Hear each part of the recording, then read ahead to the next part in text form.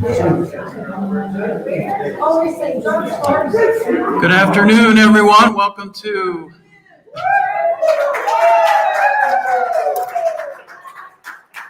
Shall we do our thing? Good afternoon.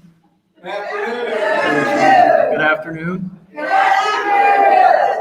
Good afternoon. Very good.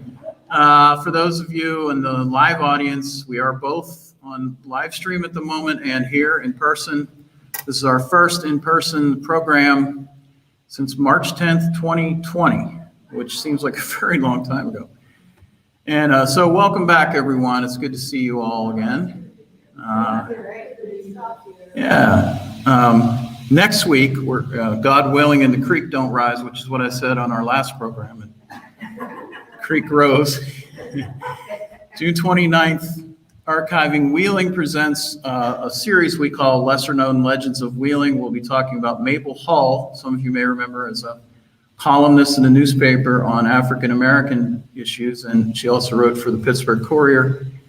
And Emma Wiley is a young AmeriCorps from Wheeling Heritage who writes a lot for Wheeling and does some history stuff. So she's going to be the presenter. That'll be next Tuesday. And then after that, we're going to have two more live streams because the people are from very far away. They're good programs, though, so they won't be here. But then after that, we'll be pretty much in person all the time. Now, the People's University is going to remain this series live stream because I booked a lot of professors who live all over the country in different places, so they're not coming here either. But this week we have Franklin Evans, the new president of West Liberty University, who happens also to have, he has a lot of degrees, and one of them is in entomology, and he'll be talking about Hymenoptera, which is bees, ants, and wasps. So that'll be Thursday at 6:30. The library is closed then anyway, so I couldn't do it in person if I wanted to. Our guest today, who has the honor of being the first in-person guest in over a year here at Lunch with Books, is Robin Yocum. And fittingly, he is a local person.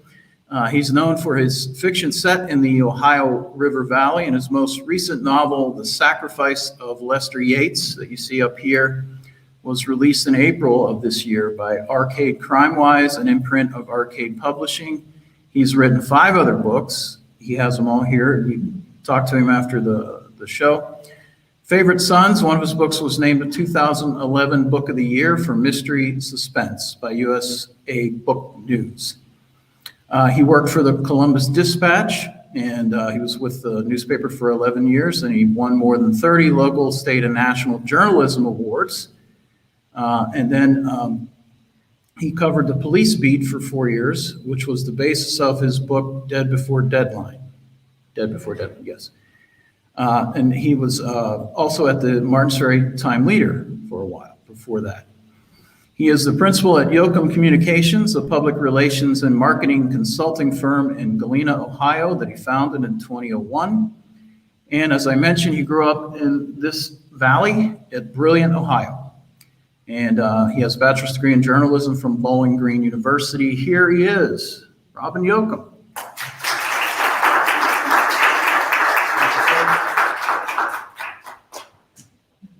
Isn't it great to be back out? Holy smoke. And they had asked me, they said, you can do this Zoom or you can come back. And I always look for an excuse to come back to the Valley. I love coming back to the Valley. I grew up here, graduated high school. It was old Buckeye North High School then, which doesn't exist, but in 74. And I came back for a brief period after college and worked at the Times Leader. I was the assistant sports editor at the Times Leader for about a year and a half till I moved to Columbus. But I like coming back to the Valley. And I tell, if people ask me where home is, I always say Brilliant or the Ohio Valley. I live in Galena, I live in Columbus, but this is always, I always considered this home. And it's always fun to come back. I'm always somewhat careful. My stories are set in the Valley. And I'm going to talk a little bit about that. But, I think we all agree, this isn't the Valley I grew up in, when the steel mills were booming and things were really, really good. But I'm always sort of careful because I try to portray the Valley, even when I'm talking in more modern times, with sort of a sympathetic bent to it. Because I know people, times are tough. My mom and dad had a carryout in Brilliant. And actually, Brilliant was dry. My dad went about 100 yards outside the village limits and put in a carryout with a lottery machine. So they were doing quite well. But I was talking to a friend of mine outside, guy I'd known since I'm probably, as long as I can remember, I've known him.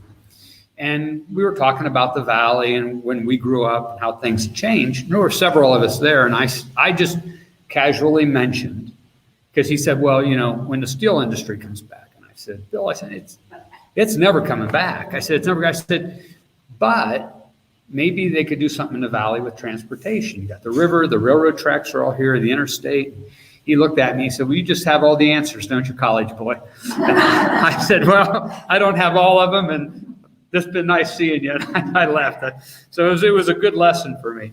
But I have set my books in the valley, and I'm going to talk a little bit about that, why, and talk a little bit about my new book and how I got here.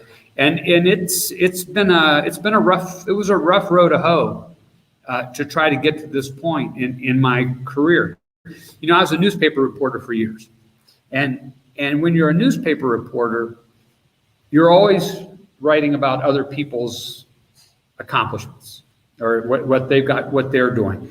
And if you're the crime reporter, which I always just say, you're writing about deeds or misdeeds, whatever it is. And I always I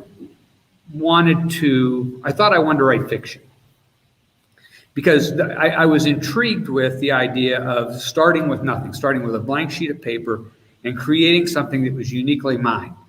My ideas, my imagination, my words, putting that all together and creating this book. Now, I'd already had a couple of true crime books published, and I'm sort of weighing what I want to do. Do I want to do fiction, or do I want to keep down the path of the true crime, nonfiction?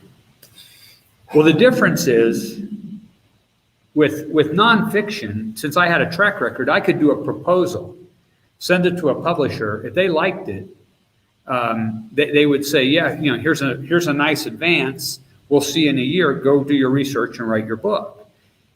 If it's fiction, particularly if you're an unknown, you have to drop the finished product on their desk and hope they like it. And most of the time they don't. So I'm trying to figure out what I'm going to do. And this is an honest to God true story.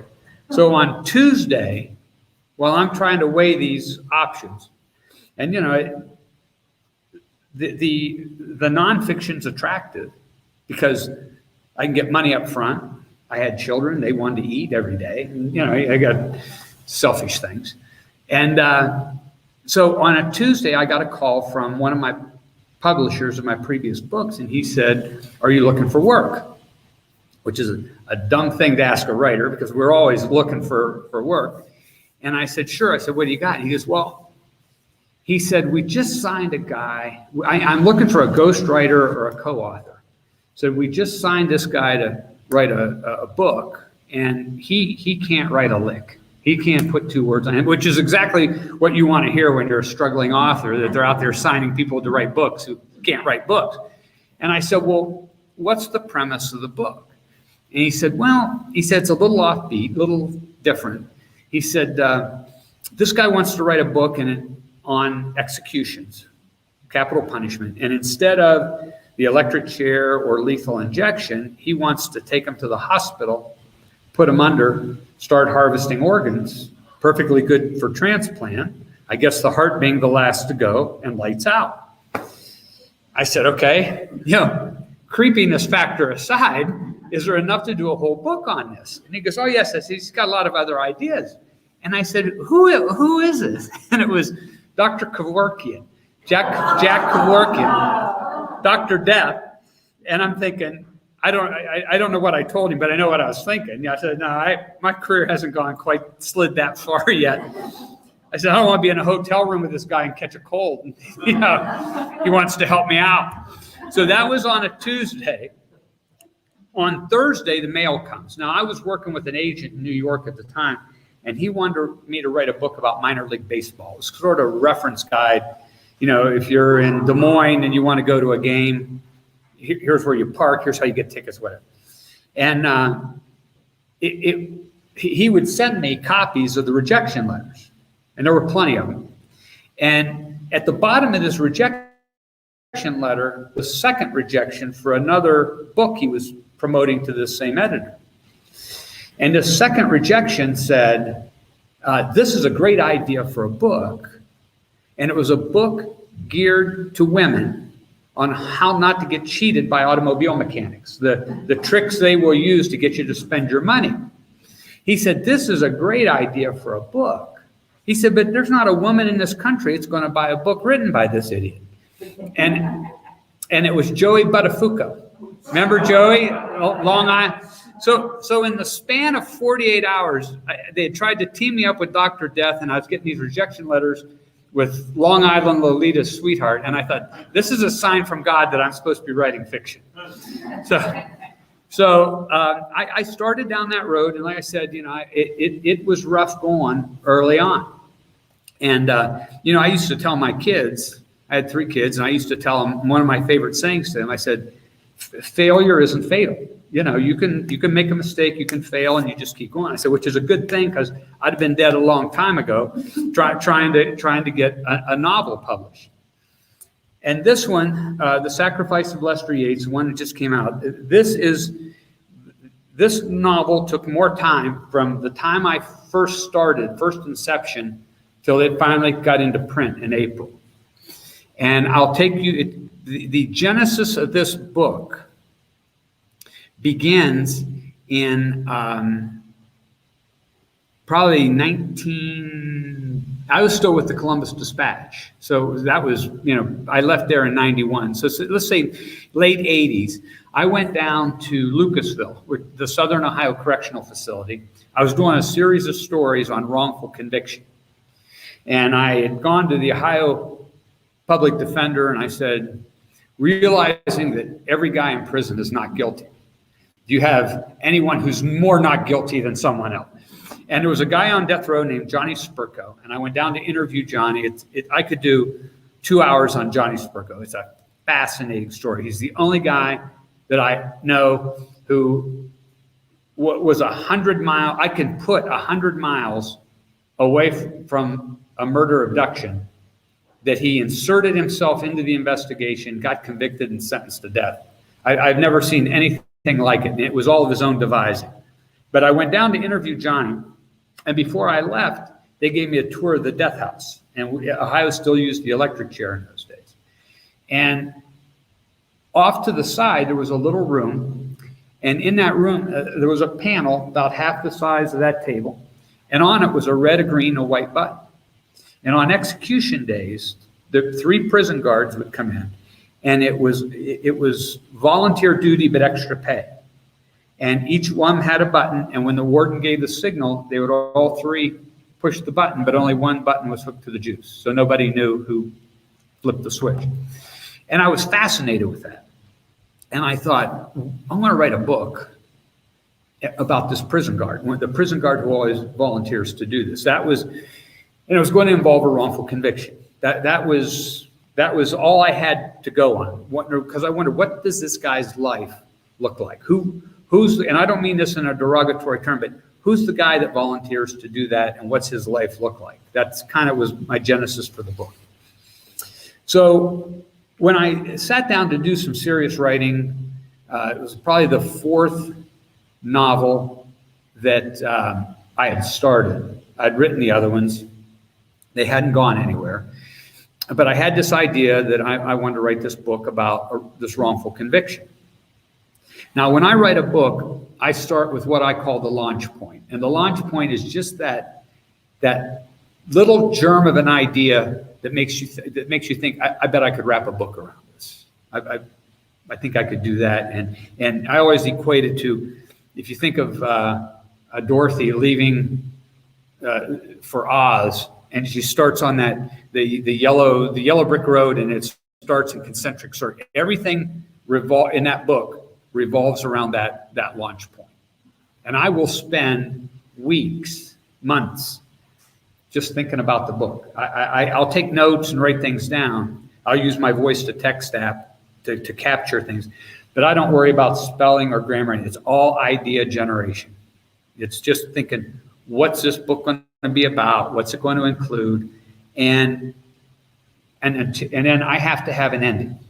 I never put words on page one until I know what's at the end of the book. Because I feel like I can draw the roadmap to get there as long as I know where there is. If I don't, some writers say they just sit down and start writing, and they call them pantsers, which is by the seat of the pants, or plotters. Pantsers or plotters. And the pantsers say they just sit down and they start writing, and their characters tell them how the book is going to end. Now, those are the plotters or the pantsers. I have another word for them, and it's called liars, because I don't believe for 1 minute that they don't know. I don't believe for 1 minute they don't know where their book is going. I think they know how it's going to end, but they don't want to say so. So, but I always have to have that ending. I don't do a real detailed outline. My outline is maybe 1 page. It just says, here's what happens in this chapter. Here's what happens here. And then I try to approach every chapter like it's a short story. One of my really, I think, bad habits or worst qualities as being a writer is I'm really impatient. And I want to hurry up and get it done because I got another book in mind and I want to get to that one. And also being with the newspaper for years, you're cranking out stories every day. You don't have a lot of time to sit and ponder, how you're going to write. You got to get it in the newspaper. So I need to back down a gear and look at every chapter and treat it like it's a short story. That way I feel like I'm doing the best job possible. Plus, even though I've written 8 books now, when you start a new book, it's still a little overwhelming when you think of how much time and effort it's going to take. And I try to do 500 words a day. Once I get started on a book, I try to do a minimum of 500 words a day. If you do that, you can write a book in about 8 months. But you got to keep going. And the first 10,000 words, those are always easy because you're excited about the new book. And the last 10,000 are easy because you can see light at the end of the tunnel.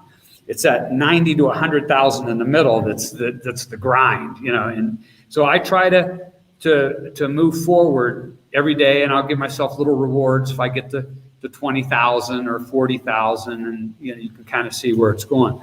I gave a talk, or I was teaching a class in Columbus, and I was talking about this because there are days the words aren't any good. I don't believe in writer's block. I used to have a friend who was a writer who said, if you paid a plumber $60 an hour and he sat in your kitchen looking at the sink because he claimed to have plumber's block, you wouldn't be very happy about it. And so, so I will, even if I have to go to a different part of a book and write, as long as I can get 500 words and I can move that ball down the field a little bit every day, then I'm moving forward on my book. I was teaching a class, and a young lady, I was explaining this, and a young lady said, well, that's certainly not the way the creative process is supposed to work. I said, well, maybe not, but the creative fairy doesn't sprinkle magic dust on me every day. Some days, she's out doing something else, and I'm sitting here, and I've got an editor and a deadline that I've got to get a book to. So, you have, sometimes you just have to grind it out. And even if I have a bad day and I write 500 bad words, I can come back tomorrow and edit that. But I can't edit a blank sheet of paper. So once I get started, I really start plowing forward. So I'm going to write this book, and it's going to be about a wrongful conviction. And I know how it's going to end, and I like it. And I sit down to, now this was the second book. So the essay was the first book that I thought, when I got done with it, I thought, I've got something here. I've got something, this one's going to go. And we almost had it sold. Hope Mifflin we were in negotiations with Hope Mifflin. They were going to buy it in November of 2008. In December of 2008, the economy crashed. Hope Mifflin knew 90% of its fiction division, including my editor. And so the book got orphaned. My agent didn't know what to do with it. And she said, "What else do you have?" I said, "Well, I've got this book called Favorite Sons that I'm almost wrapped up with." And she said, "Well, finish it up and send it to me." So when I started Favorite Sons, this was going to be the wrongful conviction book. The first thing I did was I created the crime for which the guy in prison was going to be wrongfully convicted, okay? And it involved 4 boys in a little fictional town of Crystalton, which was a thinly veiled version of Brilliant when I was growing up. And they're up on the hill behind town looking for arrowheads, and one of them throws an Indian maul that he's found into the head of another kid and kills him. And these 4 boys conspire to keep it a secret.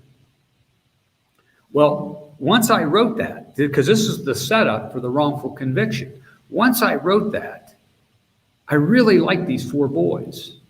And I was more interested in finding out what happened to them as opposed to this wrongful conviction story. So now I have to quit writing because now I don't have an ending for my book, okay? Because now the book's done a 180. I've got to go back and figure out where I'm going to go with this.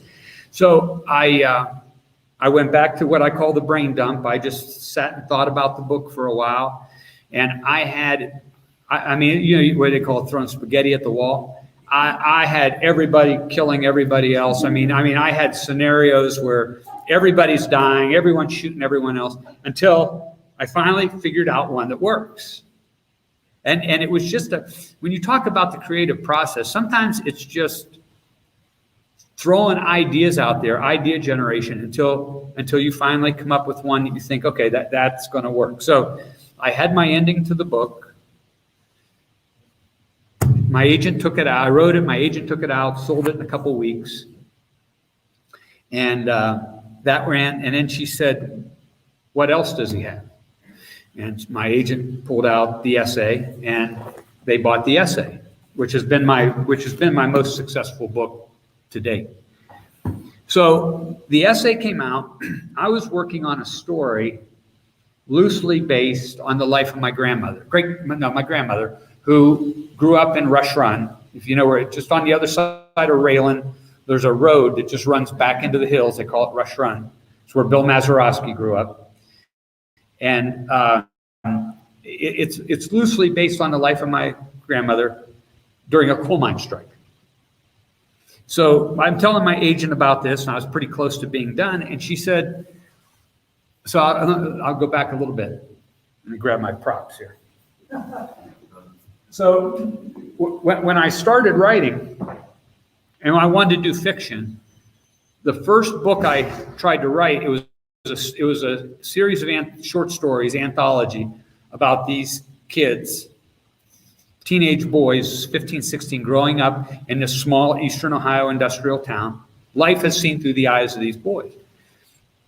Well, the feedback I got on it was that said these are great little stories, but no publisher is going to buy an unpublished, or no publisher is going to publish a book by an unknown author, an anthology book. Said you need to put this into the form of a more traditional novel. I said, all right. So now I'm thinking about what's this book going to be about?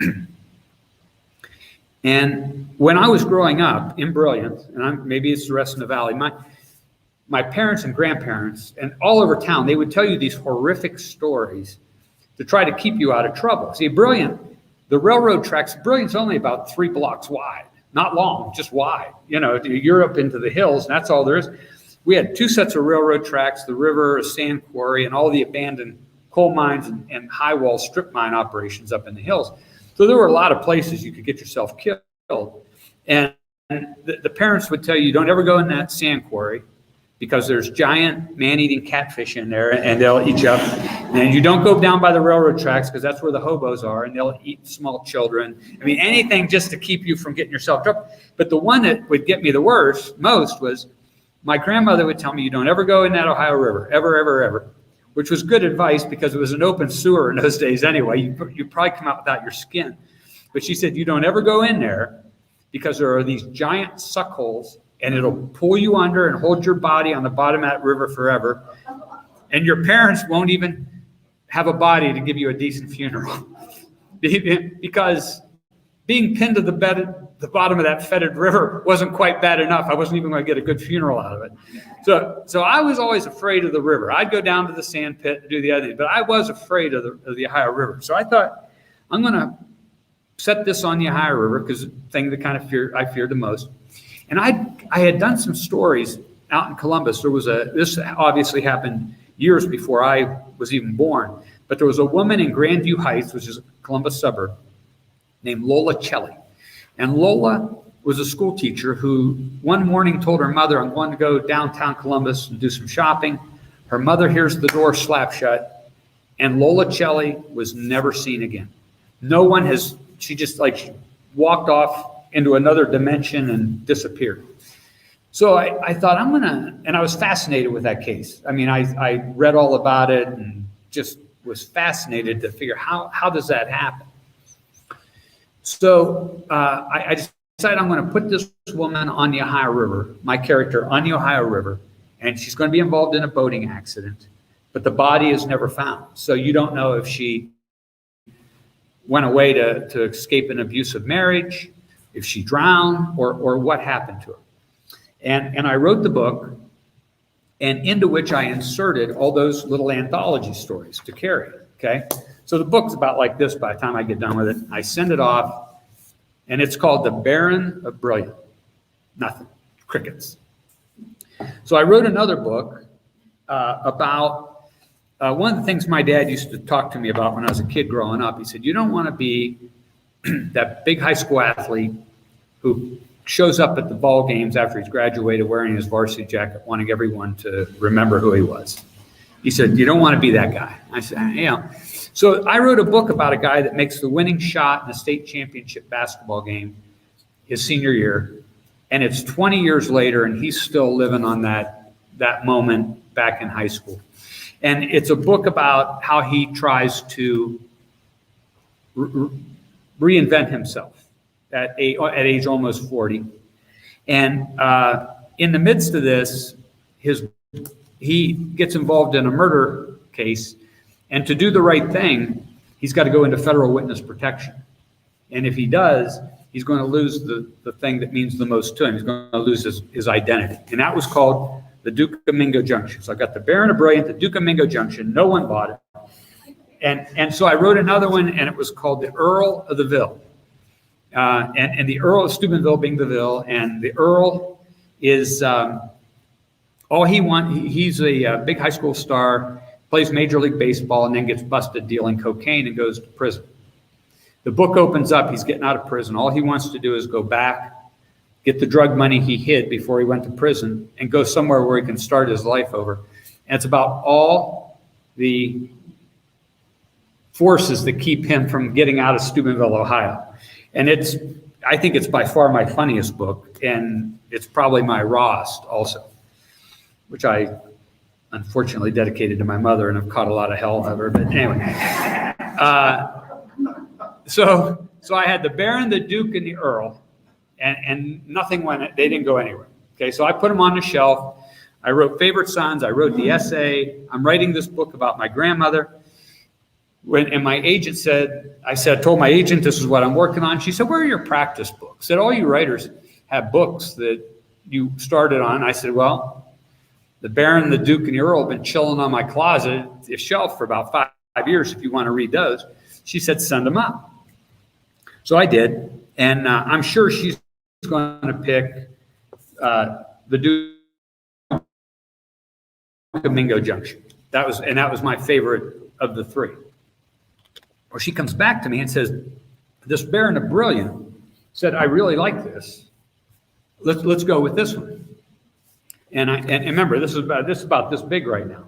So I start reading, because I hadn't read it in years. I start rereading it, and I'm reading, and I will readily admit that I'm my own best friend, because I'm thinking, this is a pretty good book, if you could ever find it. Because now all those, remember I wrote this to carry those anthology stories. Well, when I started reading it, now the anthology stories are just in the way.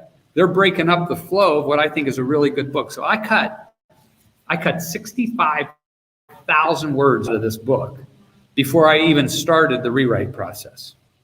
Okay, which is, you're just taking a machete. You're just and if it was chapter 3 was one of the anthology stories, well, that connected 2 to 4. So now I had a big gap in my story. So I had these. So I went back and probably did. I should have just started with a blank sheet of paper, because it would have been easier than trying to go back through this and patch and fix. But I finally did, got it done, sent it to her, and she sold it to 7th Street Books, and it became A Brilliant Death. So now I'm figuring he's going to want the Duke of Mingo Junction next. My editor calls me, and it was like 11:15 at night. He said, hey, I've been reading this, the Earl of Steubenville. He said, I love this book. Can we print that one next instead of the other? And I hemmed and hawed a little bit, but what I was thinking is, just send me a check. I don't care what book you publish next. Just send me the check and publish the book. So that became a Welcome Murder. And I think it's a really fun read. There are 5 perspectives.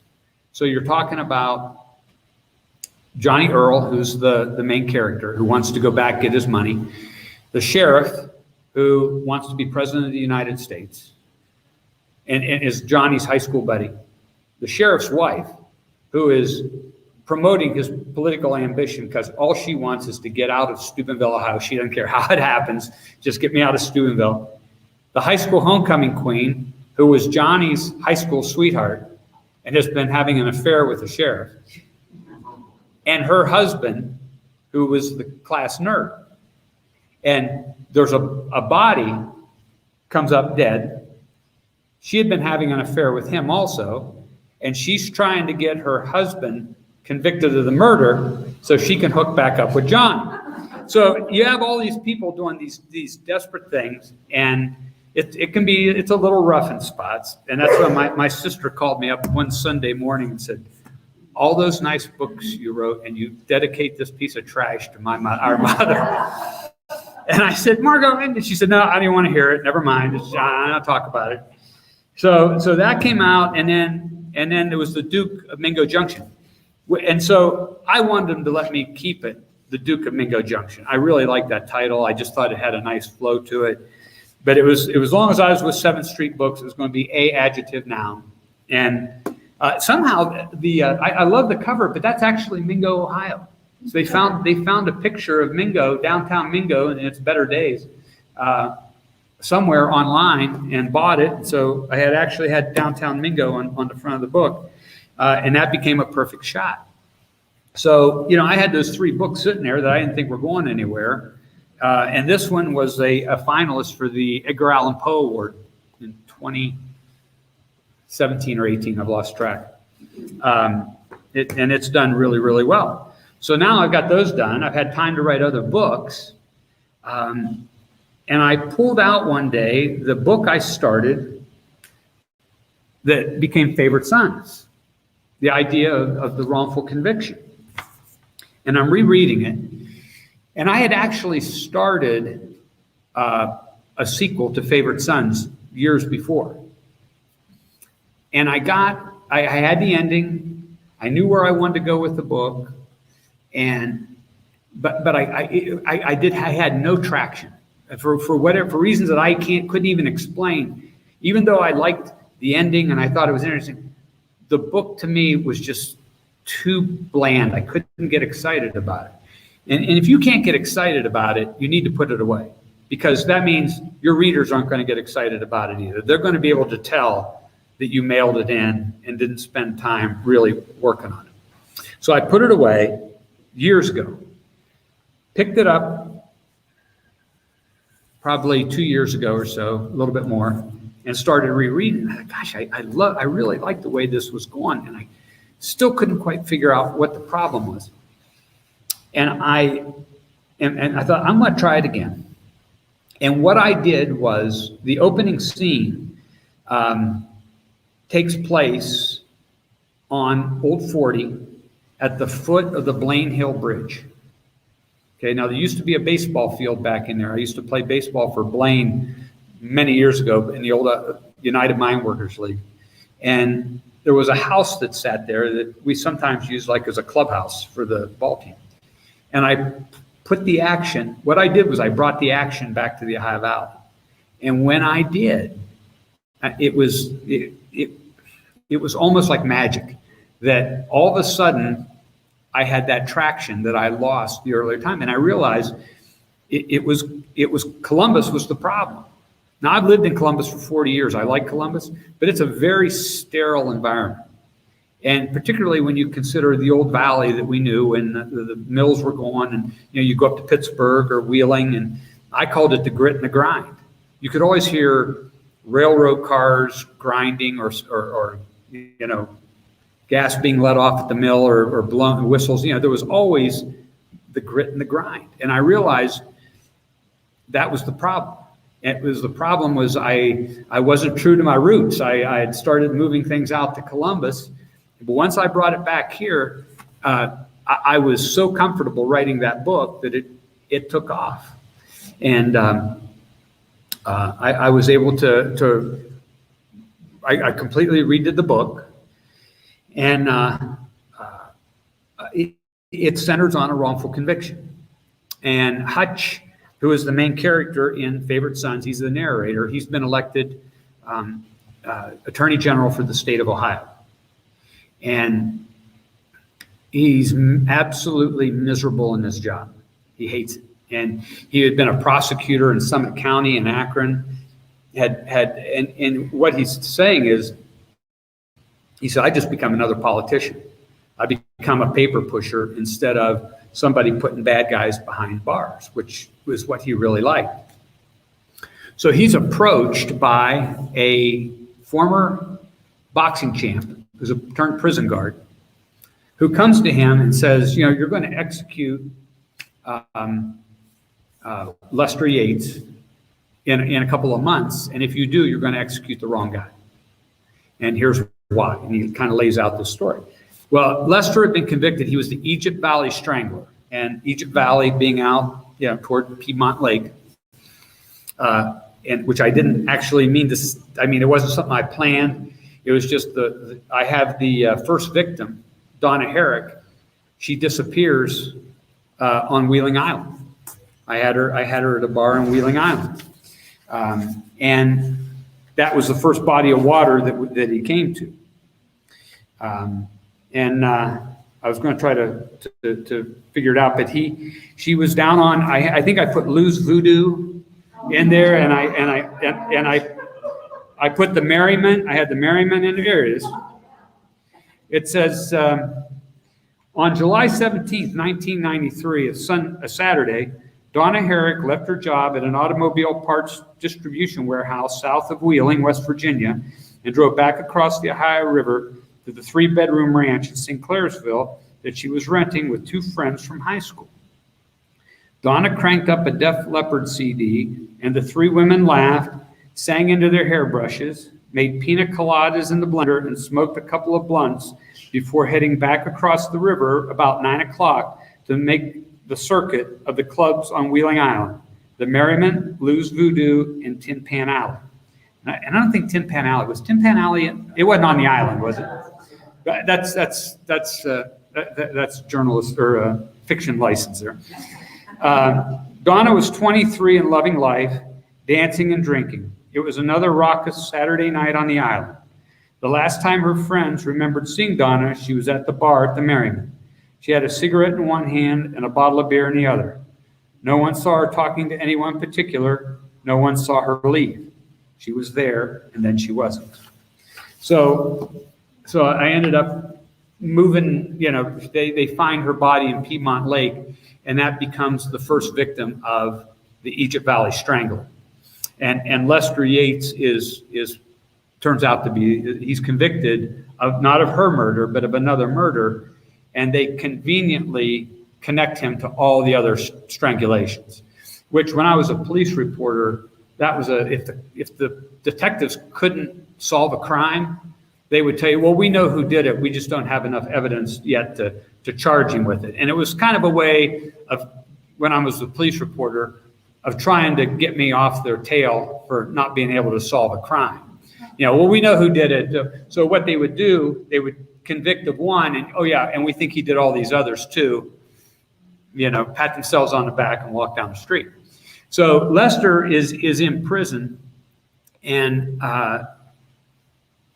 Hutch is the Attorney General, and this revives him because he's hating his job as the Attorney General. And I try to cover that early in the book. That was the prologue. And the book starts, so chapter 1 starts out, it's 4 days before the prologue, because he's gone down to interview Donna Harriet's dad. And he says, be careful what you wish for in this life. I dreamed of the day I would be Ohio's Attorney General, the most powerful law enforcement authority in the state. I have now ascended to the throne, and I have never been more miserable. From my corner office on the 32nd floor of the Rhodes State Office Tower, the city of Columbus and the plains of central Ohio spread out before me. To the west, the Scioto River bends south and starts its trek to meet the Ohio. To the south is the state capitol building, the Gray Lady, and beyond that, the orange, neon, and moving white lights of the Ohio Theater marquee. I was at my office each morning at 7 and frequently drank my first cup of coffee while watching the city stir to life. I could see the skyline through my own reflection on the tinted windows. There were mornings when I wasn't sure I liked the man looking back at me. It was not the creases that ran away from the corners of my eyes, the flecks of gray, or the softening of the jowls that I found troubling. It was in my eyes, and it was what I didn't see that troubled me. They had lost their fire. So once he gets onto the case of Lester Yates, he's revived again. He gets fired up. And he starts, and the governor is running for president of the United States. So I seem to have a lot of people running for president of the United States in my book. And the governor is a very popular governor. He's a former Ohio State football player. And he tells Hutch, said, so if I get to be president, you're going to be my attorney general. So now Hutch is thinking, okay, that wouldn't be a bad gig, United States Attorney General. But when he goes to the governor to say, I think we're going to execute the wrong guy, the governor says, well, I'm running as the law and order president. So if you want me to pardon him, this serial killer, don't just tell me you don't think he did it. You're going to have to tell me who did do it in order for me to pardon him. So now Hutch, he's part of this political machine that he's trying to figure out. Part of him really wants to be attorney general, but he knows in his heart of hearts that Lester Yates is not guilty. So he's running against the machine of which he is a part. And some of the things he does are not real popular. And one of the guys is a former sheriff of Belmont County that is now working for state government. So I've got him out there, and he was a St. Bel Air, St. John grad, and grew up in Neffs. So I've got him up and down the valley. A friend of mine that I'd known for years, she actually grew up in Mingo, Junction, and I called her up and I said, hey, I need a spunky Italian to play a role for me. I said, you want to be in my book? And she said, oh, absolutely. She said, don't make me, she had a word that don't make me look too bad. I said, no, it's a really good character. You'll like him. When I write books, in this book, and it's no different, I always pick people, for my main characters, I always pick people who I know either were part of my childhood, or people I met on the crime beat for the Dispatch, or just people I know, to play the roles in my head. Because when I do that, I can hear the inflection in her voice. I know how they talk. I know their mannerisms, and I can capture that. Now, I don't ever tell them who it is. I don't want people knowing. I can tell you if I'm going to kill them off, I assign it to someone I don't like, because it's very cathartic. I will kill you in my book. But it just helps me, particularly with the dialogue. And in this book, as I started writing it, so I do have the PR marketing consulting business.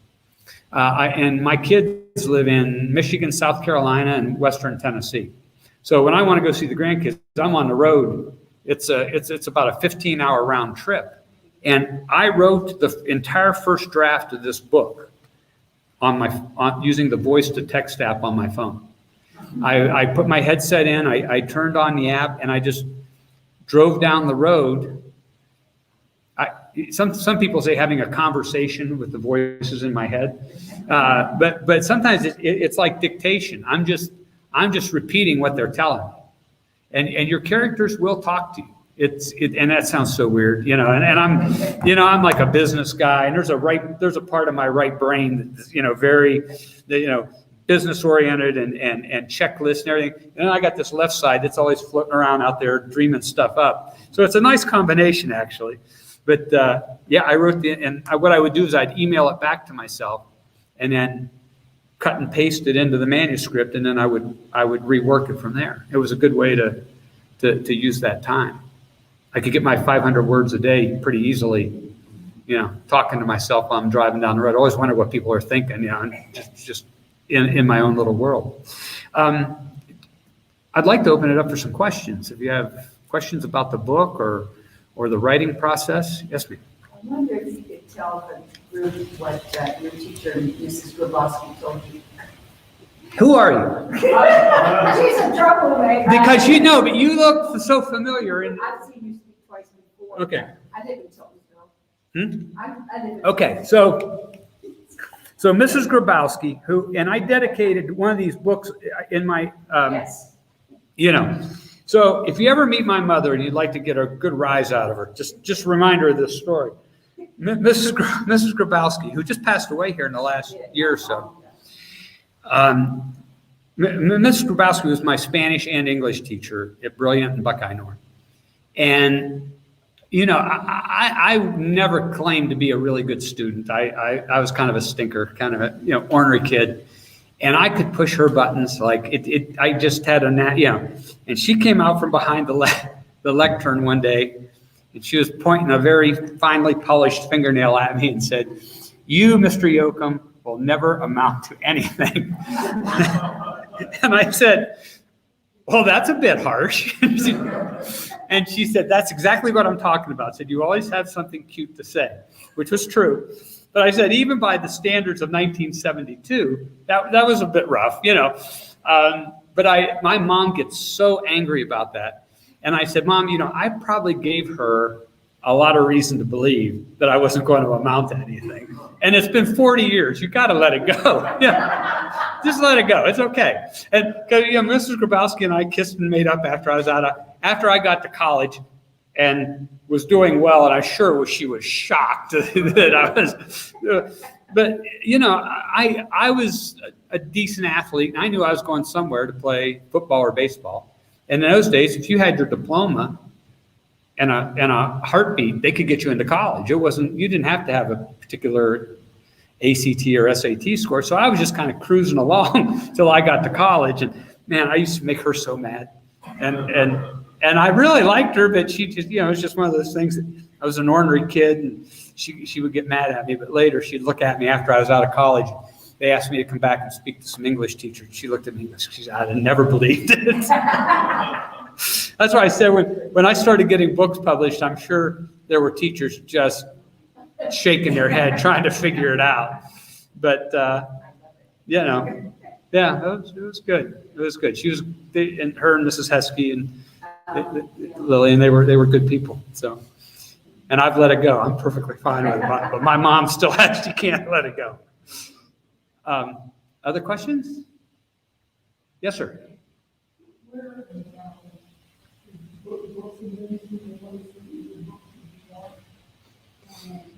In the valley?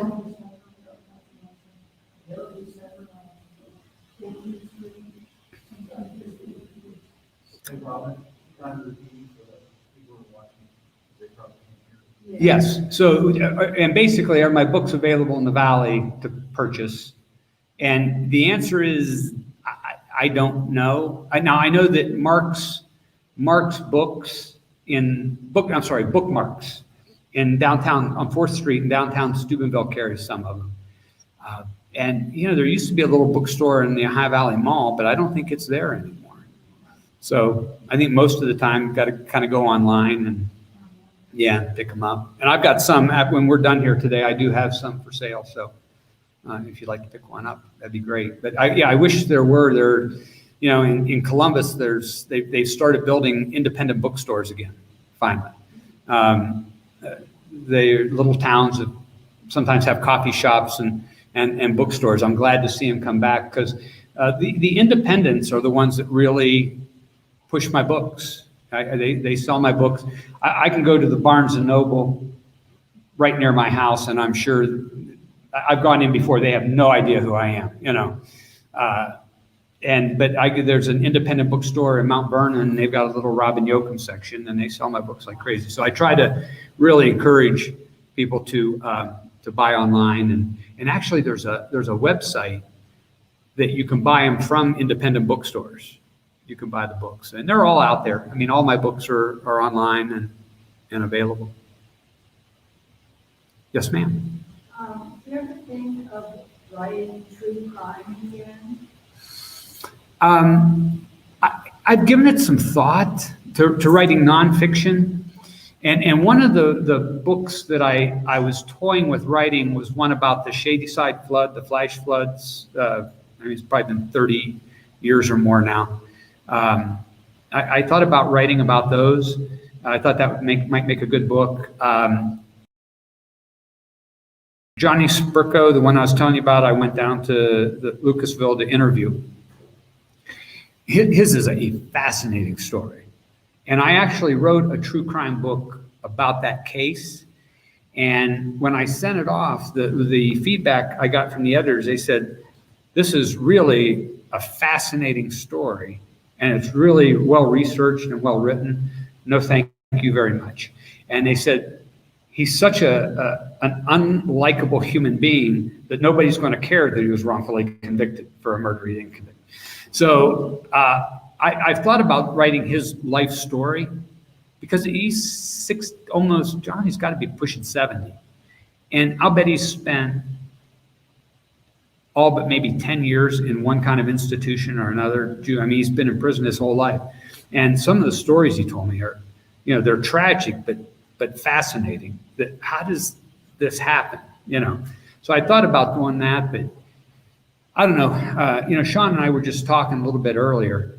I have a friend in Columbus, and she writes biographies, and she'll go somewhere and spend a week in the bowels of a library going through papers and research to get 3 paragraphs for her book. And I think I just don't have that energy level anymore or that desire. And it's just, to me, it kind of goes back to what I said earlier about starting with a blank sheet of paper and creating something that's uniquely mine.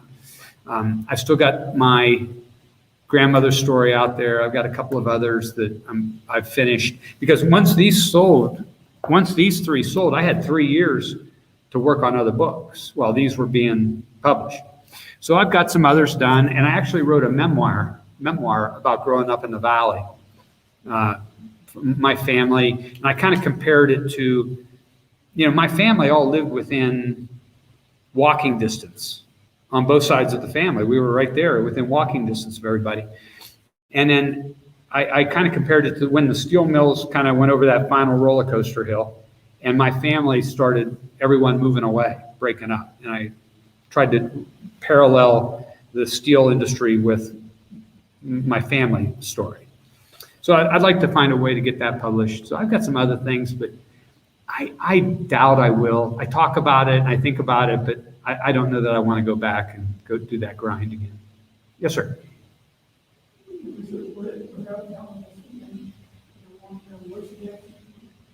Without telling you the ending? Oh, Johnny? No, I'm sorry.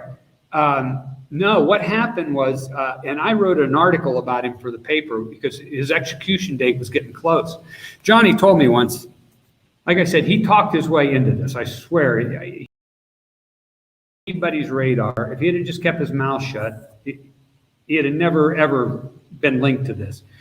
But they convicted him, and he stood up and he told the jury, he said, "Well, you convicted me. I don't want to rot in prison. I want you." He says, "Go ahead and give me the death penalty," at which they did. And he told me later, he said, and Johnny is a funny, charming guy, which a lot of convicts are, I mean, because he knew he's hoping I can write something to get him out of prison.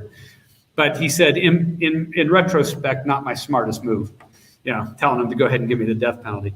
But I wrote some stories, and I said, if you are pro-death penalty, you better hope they don't execute Johnny Spurko, because he absolutely did not do this. And I listed all the evidence I had that proved he couldn't possibly have done it. And they commuted his sentence to life without chance of parole. Now, I still, every once in a while, I'll get a letter from him because he's still unhappy that he's in prison for a crime he didn't commit, which I can understand that, but at the same time, prison's probably a pretty good place for him. He's not going to hurt anyone else. I probably got time for one more. Oh, okay. It'll be on my screen. Technology is amazing. What advice do you have for fledgling Ohio Valley authors, from Aaron? So my advice to would-be writers is pretty much universal. I tell them, don't try to conquer the world in one fell swoop. I particularly if you're younger, I say don't try to write a novel. Try to write a series of short stories using the same characters over and over, and collect those. And eventually, you'll have pieces and parts of a novel that you can use. Don't take it personal when you hear the word no, because you hear the word no a lot. I could, and I would tell my kids, I said, I could paper that wall with rejection letters. I could, but I always knew that all I needed to do was convince one person to say yes. If I could get one person to say yes, then everything changes.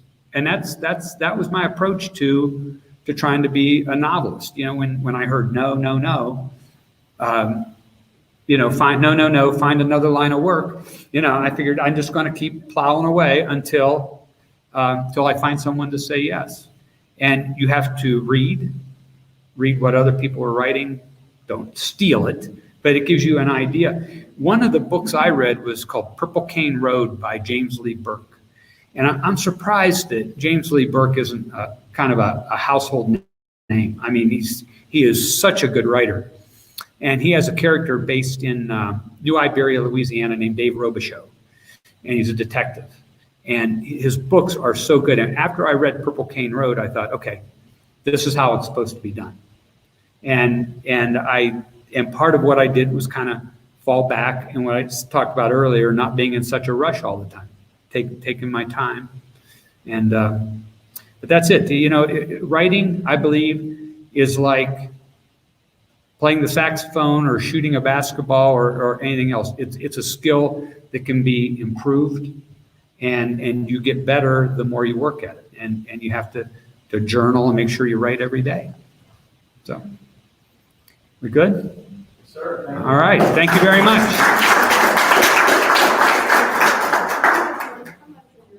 So all the paperbacks are $15, and the hardcover, the new one's $25. Okay. Thanks for having me. I appreciate it. Thank you.